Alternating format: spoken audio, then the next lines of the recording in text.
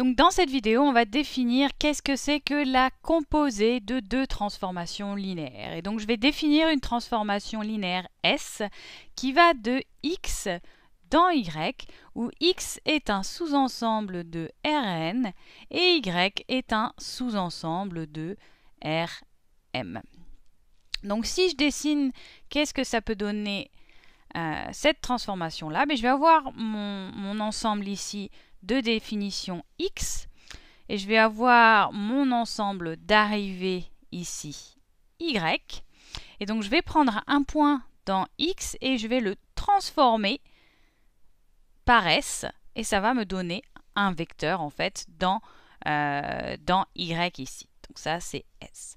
Donc mon point de départ ici, enfin, mon vecteur de départ ça va être un vecteur x, donc ici un vecteur qui peut s'écrire dans Rn, et ici je vais avoir un point d'arrivée dans Rm, ce point là ici. Et je vais définir une deuxième transformation que je vais appeler t, qui cette fois-ci va aller de y dans z, où z va être un sous-ensemble de Rl. Donc je vais dessiner ça de la même manière ici. Donc voilà mon ensemble Z ici. Et maintenant, eh bien, si je prends ma transformation linéaire T et que je prends un point dans Rm, eh bien, je vais avoir un point dans Rl ici. Donc ça, c'est par T. Et ce que j'ai dit, c'est que S et T étaient des transformations linéaires. C'est-à-dire que je peux écrire ma transformation S comme le produit d'une matrice et d'un vecteur. Et cette matrice-là, quelle dimension eh bien, elle va avoir? Elle va avoir en colonne eh bien, la dimension de l'espace de définition, c'est-à-dire ici n, et en ligne la dimension de l'espace d'arrivée, c'est-à-dire M. Donc ce sera une M fois N matrice, une matrice M fois N. Maintenant, en ce qui concerne T, eh bien T, c'est pareil, je peux définir T comme étant le produit d'une matrice et d'un vecteur, et cette matrice-là va avoir pour dimension, le nombre de lignes va être la dimension de l'espace d'arrivée, c'est-à-dire L, et le nombre de colonnes, la dimension de l'espace de définition. Donc ici, M. Donc une matrice L fois M. Et la question qu'on va se poser à partir d'ici, c'est est-ce qu'on peut construire une transformation linéaire qui va directement de x dans z? Et la réponse, elle est bien sûr oui. C'est qu'on peut définir cette transformation linéaire comme étant une composée des transformations linéaires S et T. C'est-à-dire qu'on va construire cette transformation linéaire de x vers z en utilisant S et T. Et on va définir cette transformation linéaire comme étant T rond S qui va aller de x vers z.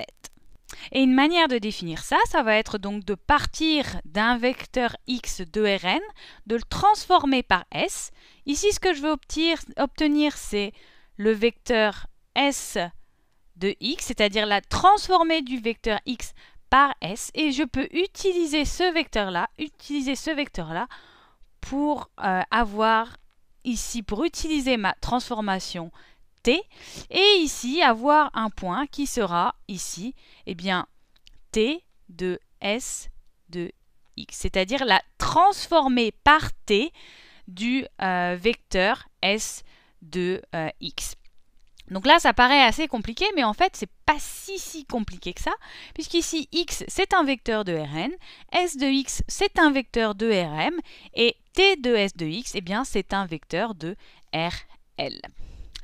Donc, la définition de ma composée de T par S, ça va être T rond S de x est égal à T de S de x.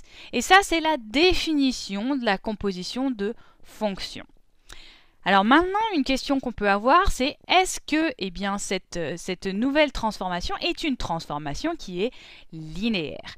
Et pour qu'une transformation soit linéaire, elle doit respecter deux propriétés qu'on n'arrête pas de voir depuis le début. Et la première de ces propriétés, c'est que la transformation de la somme de deux vecteurs par cette transformation donc, doit être égale à la somme des transformations de chacun de ces vecteurs. Bon, vu que c'est une phrase un petit peu compliquée, on va essayer de regarder qu'est-ce que ça donne ensemble. Donc on va regarder qu'est-ce que c'est que la composée de la somme de deux vecteurs A et B qui sont tous les deux dans Rn.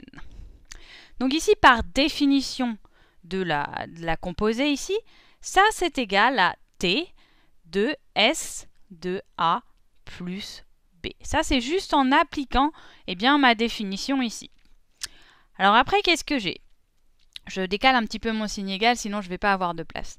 Eh bien, je sais que S est une transformation linéaire. Donc S est une transformation linéaire. Donc qu'est-ce que ça veut dire? Eh bien, ça veut dire que S de A plus B, c'est égal à S de A plus S de B. Donc T, S, la transformée de A par S, plus la transformée de B par S. Il y a une autre chose aussi que je sais, c'est que par définition, je sais que T est aussi une transformation linéaire. T est aussi une transformation linéaire. Donc, la transformée de S de A plus S de B par T, ça va être égal à T de S de A plus T de S de B. Et donc, qu'est-ce que c'est que T de S de A? Eh bien, T de S de A, c'est tout simplement T rond S, c'est la composée de TS du vecteur A, plus ici la composée du vecteur B. Donc ici, j'ai bien que la somme, j'ai bien que la transformation de la somme de deux vecteurs est égale à la somme de transformation de chacun de ces vecteurs. Donc la première propriété ici, on vient de la vérifier. Maintenant, pour que la composée soit une transformation linéaire, il faut qu'on vérifie la deuxième propriété qui a à voir avec la multiplication par un scalaire. Et on va voir tout de suite qu'est-ce que ça donne. Donc si je prends T rond S de C de A, qu'est-ce que ça va être? Eh bien, par définition, ça va être T de S de A, de C A. Et comme S est une transformation linéaire, je peux sortir le scalaire de la transformation ici. Donc, j'aurai T de C multiplié par S de A.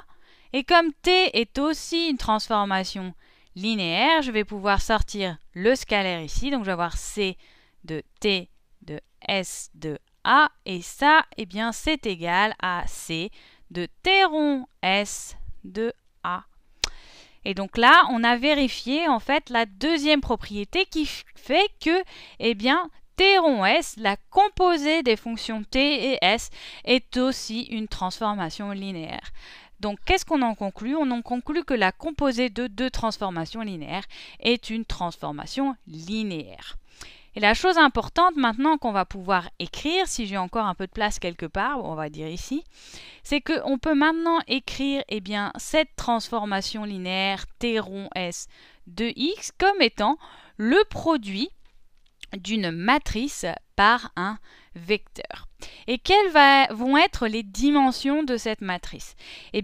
L'espace de départ ici, c'est X. Donc, je sais que le nombre de colonnes de ma matrice ici, C, va être la dimension de l'espace de départ, donc c'est-à-dire N. Et le nombre de lignes de ma matrice C va être la dimension de l'espace d'arrivée, c'est-à-dire ici Z, et donc L. Voilà. Et donc, dans la vidéo suivante, on va voir qu'est-ce que c'est que l'expression de C ici, la matrice C.